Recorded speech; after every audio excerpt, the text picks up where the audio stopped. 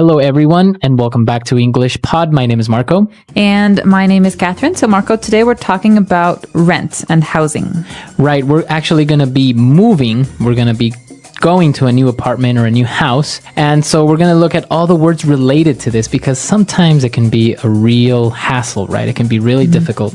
Absolutely. Well, you love moving, right? You were telling me how much you love moving your stuff and negotiating a new lease. Well, I like the negotiation of the lease, but not the moving aspect. I don't think anyone likes moving. Actually, I do like it at times because then you can just throw away so many things that you have no need for and you wouldn't throw away unless you moved. So let's go check out today's dialogue to find out what happens to the characters.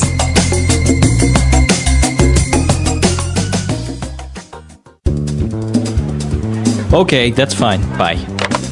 What happened? That's it. My lease is up. I have to move. What? Why? Can't you renew it? The owner apparently is selling this place to make way for the construction of a parking lot. Well, I can help you pack. We should start looking for a new place for you ASAP. I think I might move in with my parents for a couple of months until I can find something. You know how hard it is to find a decent place around here. I'm gonna have to put most of my stuff in storage for a while. Well, let me know if there's anything I can do to help out. Actually, would you mind looking after my pet tarantula and snake for a couple of weeks?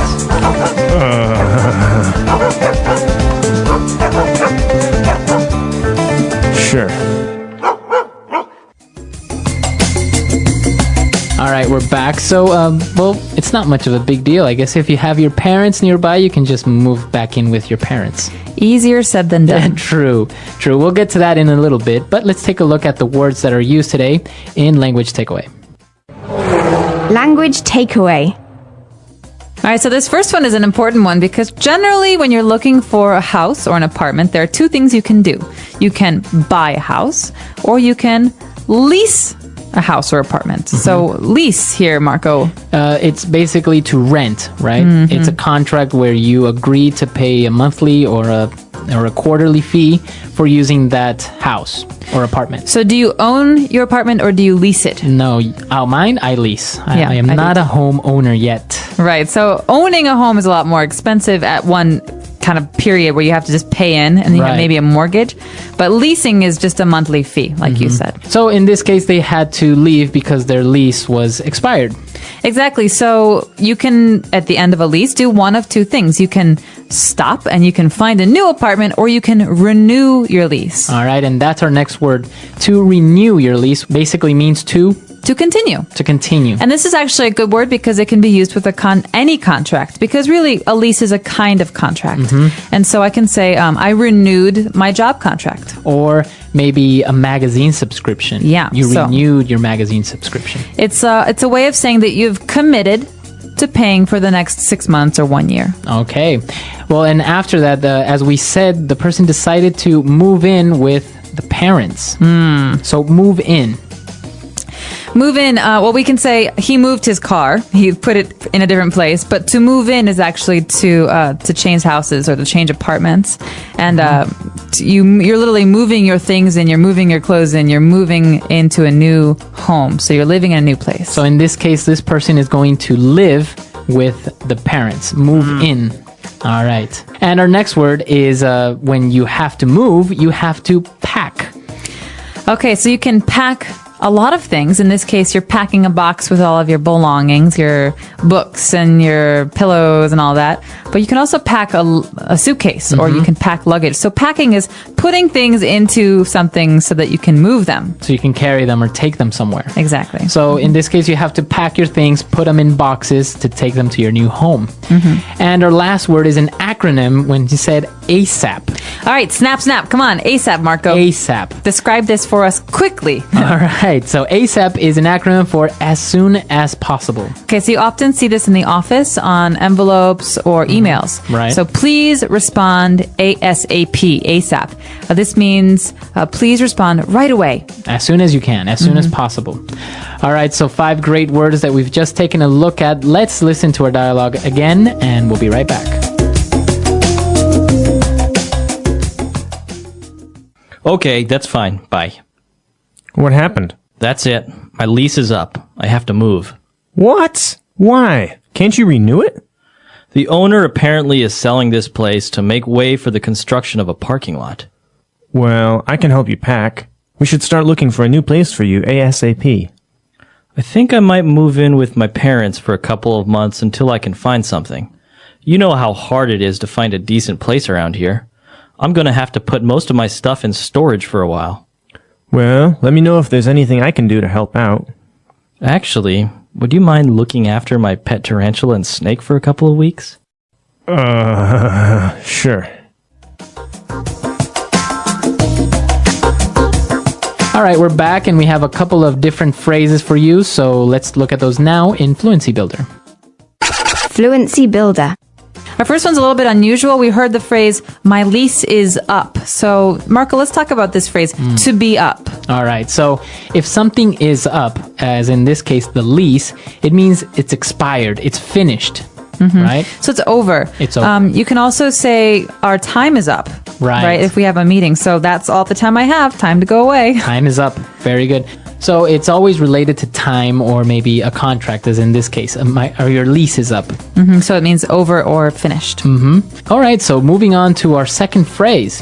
To make way for. All right, so this is a great one. This often makes me think of kings and queens in the old days. They say, make way for the king. So you have to Get out of the way. Yeah, get out of the way or to clear some space for them to move because there's too much stuff in the way. And so in this case, the owner of the apartment which the guy was living in is trying to make some space or make way for a parking lot. Right, so he's basically going to sell the building or house and build a parking lot instead. So they are making way for the new parking lot. They're clearing space. And this is actually really sad because my childhood home, they destroyed to make way for a larger, ugly, big Building? house. Yeah. Really? See, it happens all the time. Now they're making way for malls and big buildings, and all of our little houses are destroyed. And, well, moving on to our last phrase, the person asked the friend if he would mind looking after the pet snake and tarantula. I would mind. You don't like snakes or tarantulas? Well, I don't mind them as long as I don't live with them. So would you mind?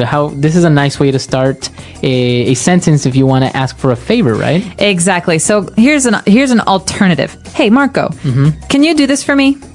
I could, maybe. I could say, Marco, would you mind doing this for me? It's more polite. It is more polite and it's a little bit gentler. Yeah. So it's nice. It's a nice way of asking someone for a favor. Exactly. And that's why this is funny, because the favor is not like, would you mind watching my kitty? The favor is, would you mind watching my poisonous pets? Right. All right. So would you mind it? But in the end, the person agreed. So it works, right? It does work. So would you mind, so listeners, would you mind listening to today's dialogue one more time at its normal speed before we come back to you and talk more about renting an apartment?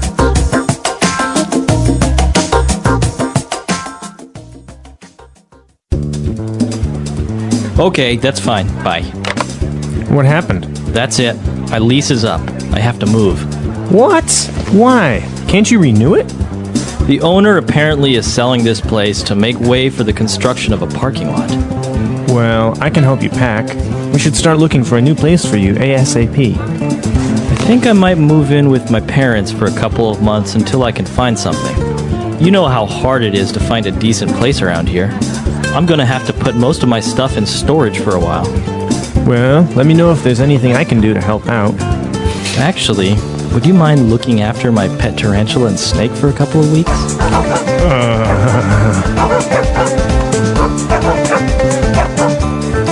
Sure.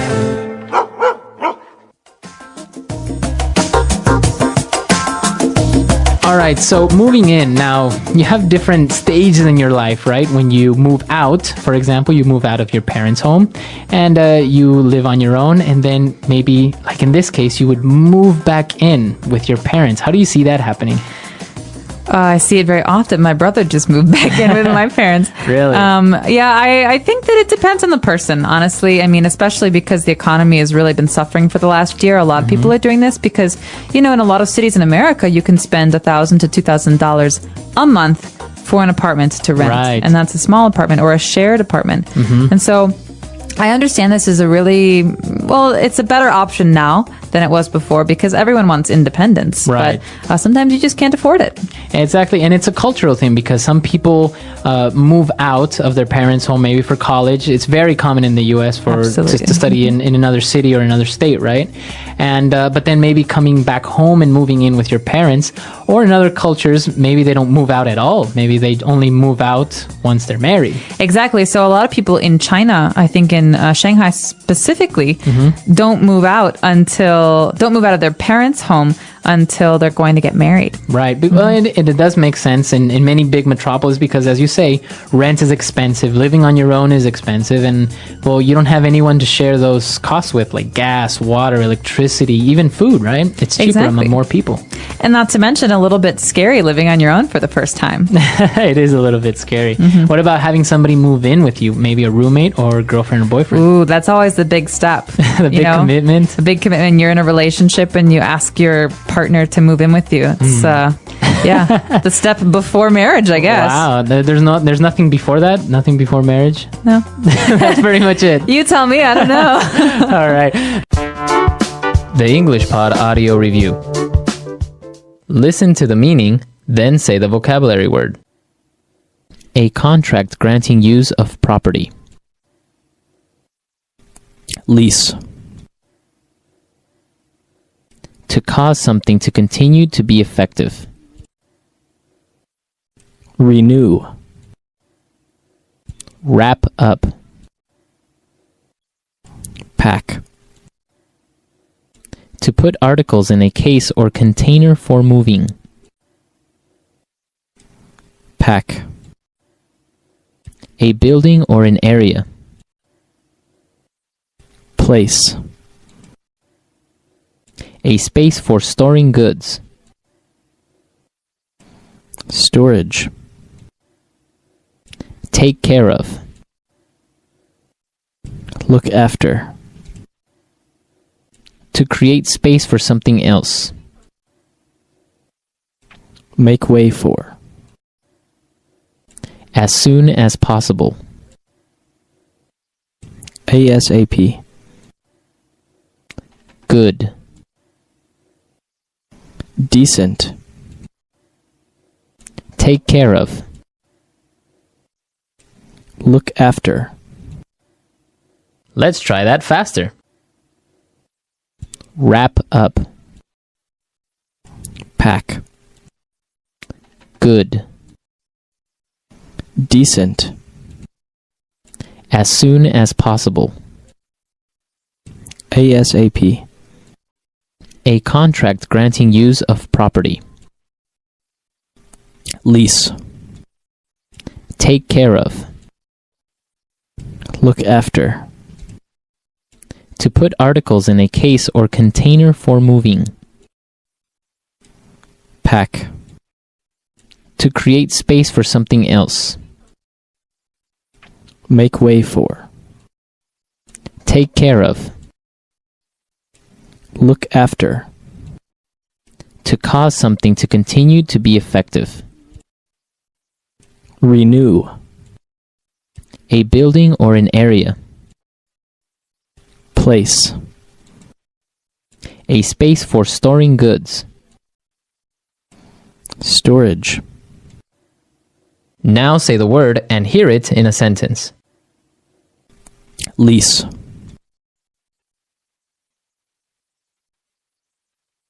We are only leasing the apartment for 1 year. Lease.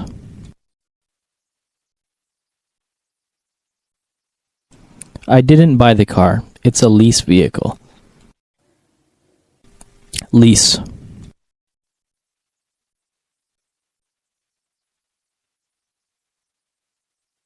According to your lease, you'll have to pay a fine for destruction of property. Make way for. Make way for the king. Make way for.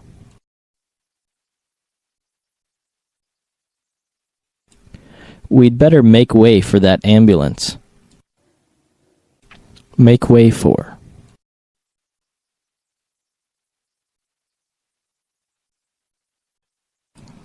The company reduced its stock to make way for the new products. ASAP.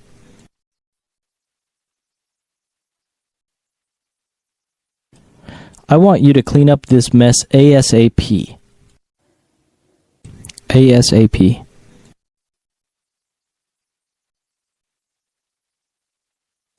Get back to me ASAP about the details of the deal. ASAP.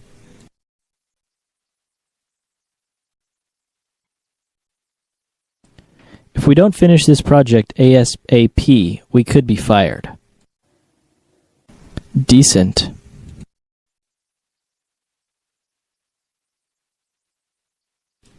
The city government was full of decent, hard-working people. Decent.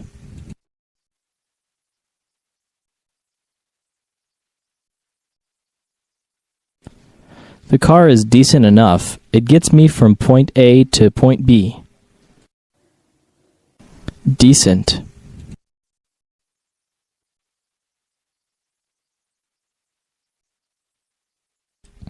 This is a matter of common decency.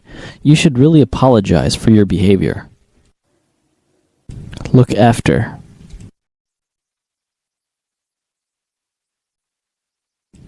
We're looking after my friend's dog this week. Look after. Can you look after my daughter while I'm away? Look after.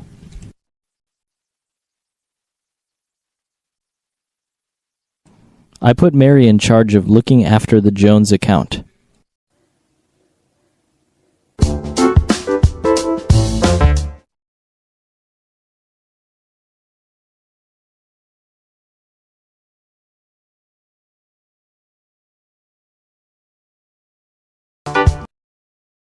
In today's story, we'll uncover 5 powerful lessons about managing money.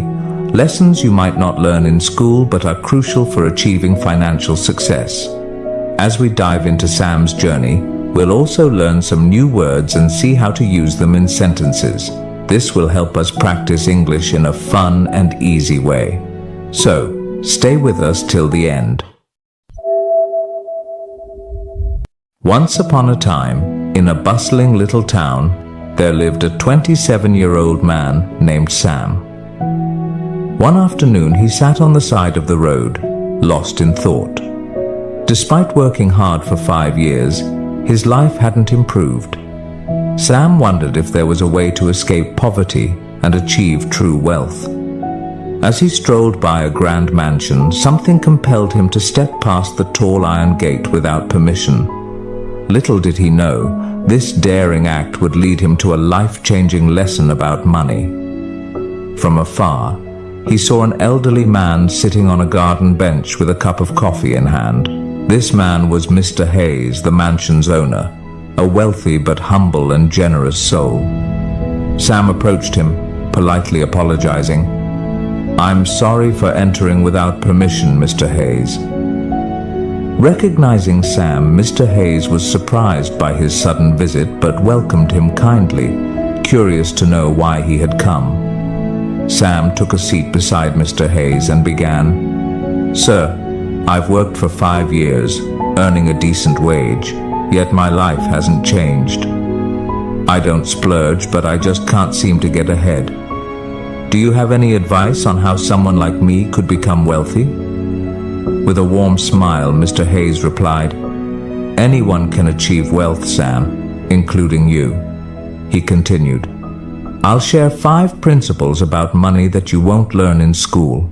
Follow these carefully, and I assure you, you'll find yourself on the path to financial success."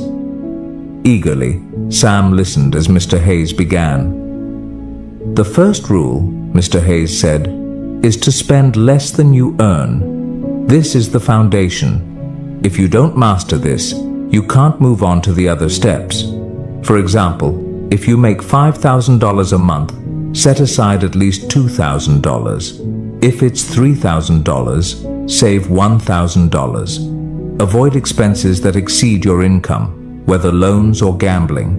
Even with a 6-figure salary, Without this rule, you'll remain in debt. Sam nodded thoughtfully, absorbing each word. Mr. Hayes took a calm sip of his coffee and continued. The second rule is to have an emergency fund. Life is unpredictable. Car repairs, a leaky roof, or even layoffs can happen at any time. Without an emergency fund, you're forced to borrow or sell assets at a loss, which restricts your options and adds stress. Think of it as your safety net, protecting your finances when unexpected events arise. Sam nodded again, appreciating the wisdom in this approach. Let's get to the third lesson, which is investing. Now, people like you might feel unsure about investing in a business or stock since you may not have much knowledge. So, the best investment you can make right now is in yourself. Curious, Sam asked. How, sir? Mr. Hayes continued. Take your skill set, whether it's carpentry, plumbing, or customer service. Invest your time, energy, and money into mastering it further. Learn where your boss sources materials or explore ways to market your services better. Use some of your savings to improve your expertise, attend courses, buy tools, or read relevant books. Realizing the value of these words, Sam looked at Mr. Hayes with newfound determination, regretting he hadn't learned this sooner. Mr. Hayes continued with the fourth lesson. Now that you're gaining skills, it's time to start earning more. Once you've honed your abilities, maybe you'll start your own business and your income will grow. You're no longer paid per hour but earn based on what you produce. The harder you work, the more you earn. The sky was getting darker, yet Sam felt no urge to leave. He was eager to learn the final principle. Mr. Hayes looked at him and said, and finally, the fifth lesson, create passive income. When you've applied the first four principles, you should have extra money. Now, it's time to let your money work for you. You can invest in property, start a rental business, buy a franchise, or research other sources of passive income. Think carefully and choose wisely. How about it, Sam? Are you ready to take on these lessons? Mr. Hayes asked, ending the conversation with a gentle smile. Brimming with excitement, Sam replied, I used to just go to work, save a little, and hope for wealth to come my way. But I now understand that there's a real strategy, and I'm thankful, sir, for the invaluable guidance. Today we learned new words and sentences through this story about wealth and financial wisdom. Remember, learning English can be fun when you practice regularly. So, keep listening, learning, and growing. Make sure to like, comment, and share how this story helped you improve your English. Thank you for watching, and I'll see you in the next story, where we'll continue learning together. The English Pod Audio Review. Listen to the meaning, then say the vocabulary word. Something is usual or expected. Norm. The money that a country uses. Currency. The sum of money required to reinstate. Margin deposit. Taking effect rapidly. Drastically. Very quickly. Just a second. Split second. An offer to pay a particular amount of money. Bid. Let's try that faster. The sum of money required to reinstate. Margin deposit. Something is usual or expected. Norm. Very quickly. Just a second. Split second. An offer to pay a particular amount of money. Bid. Taking effect rapidly. Drastically. The money that a country uses. Currency. Now say the word and hear it in a sentence. Norm. What's the norm in this company concerning protocol? Norm. This is the norm, so you'd better get used to it. Norm.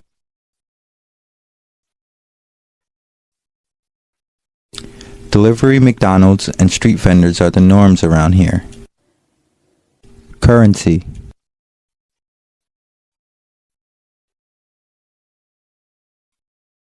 Before I went to France, I had to change some of my Canadian currency into euros.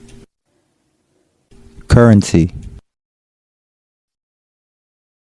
What's the currency in this country? Currency.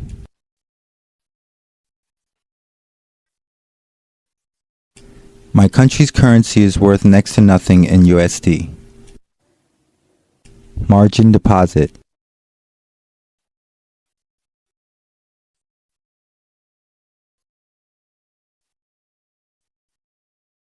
He decided to start with a margin deposit of GBP 100.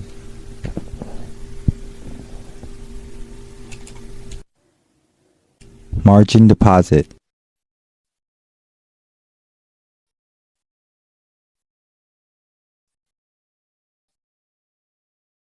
I can't believe that I can trade with USD 1 million deposit when I've only put in a margin deposit of USD 10,000. Margin deposit.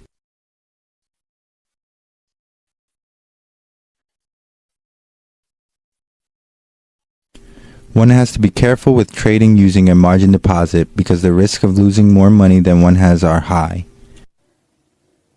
Split second.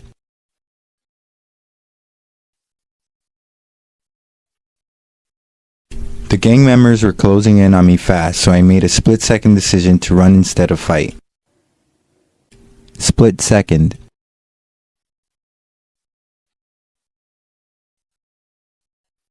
My heart pounded as I made a split-second decision and took hold of her hand. Split second.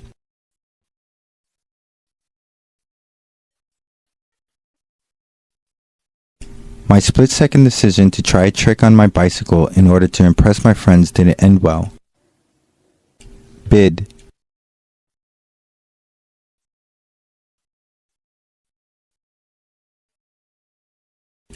The current bid ask for EUR USD is 1.3998-79.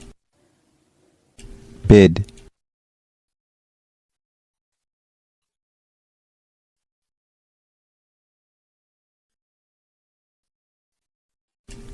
I bought euros at an ask of $1.4235 and sold British pounds at a bid of $1.5001. Bid.